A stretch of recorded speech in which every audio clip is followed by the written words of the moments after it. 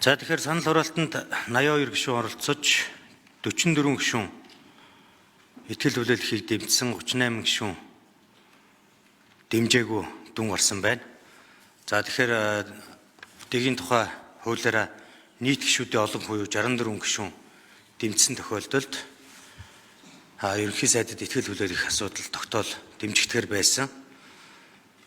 За тийм учраас улсын их хурлын нийт гишүүдийн олонх Монгол улсын ерөнхий сайдад итгэл хүлээлгэх тухай улсын их хурлын тогтоолын төслийг батлаагүй гэж үзнэ. Батлаагүй тул Монгол улсын ерөнхий сайдыг огцорсон тооцож Монгол улсын ерөнхий сайдыг огцорсон тооцох тухай улсын их хурлын тогтоол батлагдсанд тооцноо. За тогтоолыг уншиж танилцуулъя.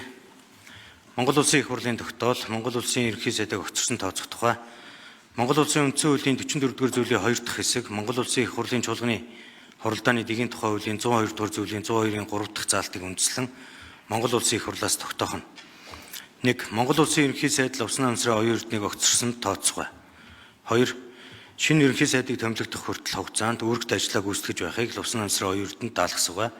3. Энэ тогтоолыг 2025 оны 6 дугаар сарын 3-ны өдрөөс эхлэн дагаж мөрдсөх бай.